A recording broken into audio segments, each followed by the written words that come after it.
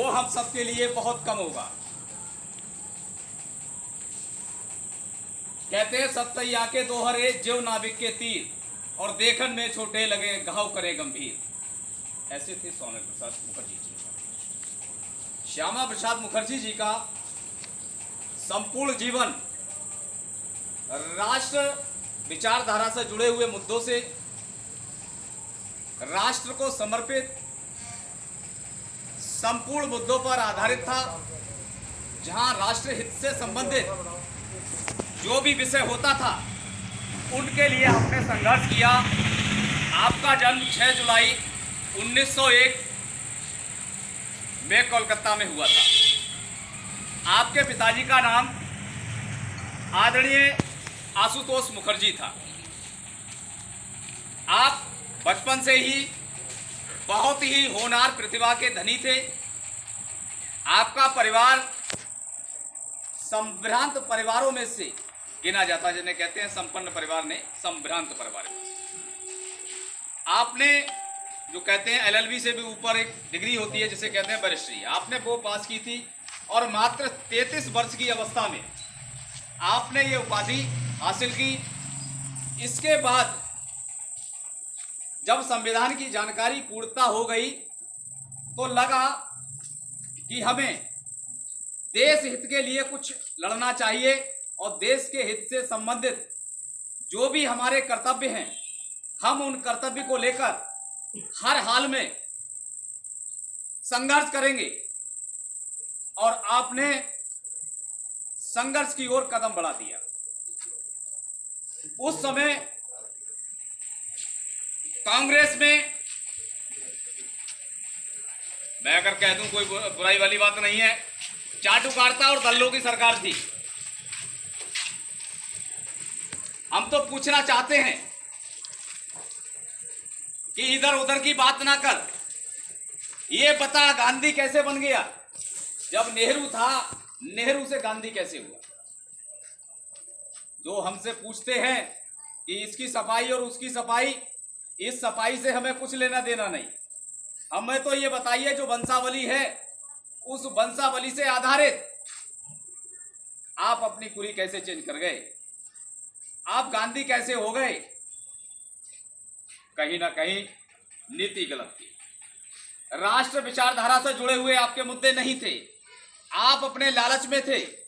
लेकिन आदरणीय श्यामा प्रसाद मुखर्जी जी ने अपने नारे के साथ जो कदम बढ़ाए, उन्होंने कहा कश्मीर हमारा है, हमारा रहेगा, और हर हाल में हम इसके लिए संघर्ष करेंगे, अंतिम सांस तक हम लड़ते रहेंगे, एक दिन हम हासिल करेंगे।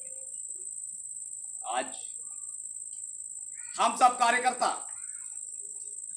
बड़े गर्व से कह सकते हैं कि आदरणीय मोदी जी की सरकार में, आदरणीय मोदी जी की सरकार में, आपके नेतृत्व में, कार्यकर्ताओं के परिश्रम से भारतीय जनता पार्टी की सरकार बनी, और इस सरकार में संपूर्ण कश्मीर हमारे पास है। कहना था इनका, 2 निशान 2 विधान नहीं रहेंगे, नहीं रहेंगे। तो आज वो भी हमको साकार हुआ। हम सब देख रहे हैं कि कश्मीर से और कन्याकुमारी तक केवल एक तिरंगा है। इन्होंने कहा 2 विधान 2 निशान नहीं चलेंगे तो नहीं चलेंगे। आज हम सब बहुत गौरवान्वित हैं, और हम सबको गर्व करना क्यों नहीं चाहिए? क्योंकि संघर्ष से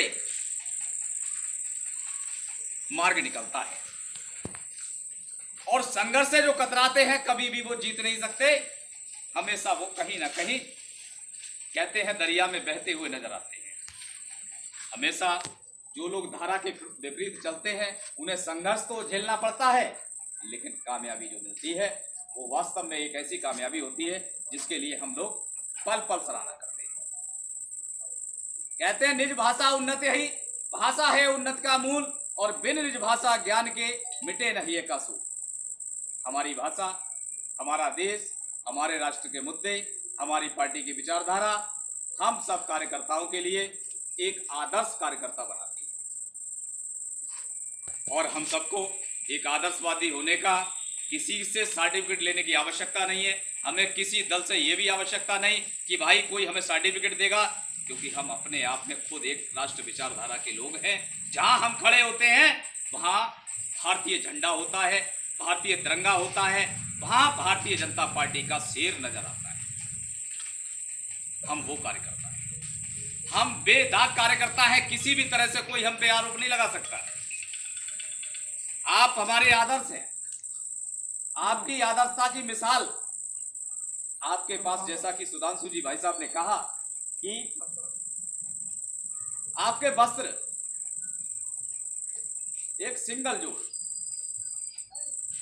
कपड़े रहते थे, उन कपड़ों को धुलकर और बार बार उनका सेवन करना, क्योंकि गरीबी से समय गुजारा, संघर्ष किया और संघर्ष करते करते जनसंघ की स्थापना करके संघर्ष किया, जनसंघ के बैनर तले चले, फिर उसके बाद जनता पार्टी बनी, जनता पार्टी से भारतीय जनता पार्टी बनी और भारतीय जनता पार्टी बनने के बाद 6 अप्रैल 1980 को भारतीय जनता पार्टी का गठन हुआ। और उस समय आदरणीय अटल बिहारी वाजपेयी जी के रूप में हमको एक सशक्त नेतृत्व मिला। जब यह नेतृत्व मिला तो नेतृत्व दहाड़ने वाला, ऐसा नेतृत्व विपक्ष भी सराहना करने को मजबूर था। उन्होंने नेतृत्व करते हुए अपने पल पल के संघर्ष से भारतीय जनता पार्टी को खड़ा करने का कार्य किया। निरंतर हम लोग आगे बढ़ते रहे। 2 सीटों वाली भारतीय जनता पार्टी आज विश्व की सबसे बड़ी पार्टी बनके हुआ। हमें गर्व होता है इस बात। हमारा संघर्ष कहीं जाया नहीं गया। हमारे जो संस्थापक थे और संस्थापक लोगों ने जिस कड़ी में हमें एक पौधा लगा के दिया था, और उस पौधे को बड़े होते होते आज इतना विशाल वृक्ष बन गया जिसकी छाया को बहुत लोग तरसते हैं। आज ये देख लीजिए, जहां राष्ट्र के मुद्दों की बात आती है, हम लोग क्या करते हैं, छोटे छोटे मुद्दों में कहीं ना कहीं लोग हमें गुमराह करने की कोशिश करते हैं। ये नाली नहीं बना, ये खड़ंजा नहीं बना, ये नहीं। भाई, हम खड़ंजा भी बनाने का काम करते हैं, हम राष्ट्र निर्माण करने का भी काम करते हैं, और हम अंतरराष्ट्रीय मुद्दों को भी भली भांति जानना चाहते हैं। जब 2014 में आदरणीय मोदी जी के रूप में हमको एक सशक्त नेतृत्व के साथ प्रधानमंत्री के रूप में मिले, और उस समय क्या स्थिति हुआ करती थी भारत की, हम सब लोग भली भांति वाकिफ हैं कि 2 सिर काट के ले गए हमारे पड़ोसी मुल्क वाले, और हमारे देश के प्रधानमंत्री ने कहीं उनके जूं तक ना रेगी, और वो कहने लगे भाई इसमें कर भी क्या सकते। आज वही भारत है। अगर कोई आंख दिखाता है तो आंख निकालने का काम होता है। हमारा एक मारता है तो उसके 10 मरते हैं, और हम सर्जिकल स्ट्राइक भी करते हैं, और हम चाइना पे जब चाइना हमारा मुकाबला करता है तो हम निहत्थे होकर भी, क्योंकि वहां ऐसा समझौता है कि किसी के पास कोई शस्त्र नहीं होता है। हमारे जवान, हमें अपनी सेना पर गर्व है जो गर्दन तोड़ के 43 जवानों को चाइना के मार देते हैं। ऐसी सेना हमारे पास है। हम ऐसे भारत के रहने वाले निवासी हैं। हम उस भारतीय जनता पार्टी के कार्यकर्ता हैं जहां केवल राष्ट्र विचारधारा से समझौता होता है, बाकी किसी भी लोभ लालच में हम आने वाले नहीं। साथियों, मित्रों, आप सभी का संघर्ष, हम सब जिस संघर्ष के साथ आज भारतीय जनता पार्टी के साथ कंधे से कंधा मिलाकर चल रहे हैं, वास्तव में आप बधाई के पात्र हैं। आप सभी कार्यकर्ता देवतुल्य कार्यकर्ता हैं, और कार्यकर्ताओं को हमेशा कार्यकर्ता का सम्मान मिलना चाहिए।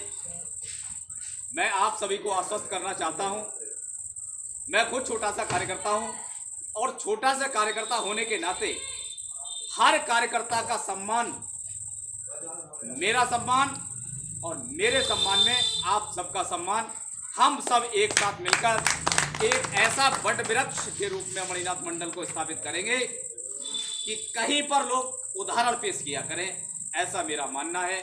आप सभी का साथ इसके लिए बहुत जरूरी होगा। आप सभी का बहुत बहुत धन्यवाद, बहुत बहुत आभार। फिर एक बार नारा, भारत माता की जय, भारत माता की जय।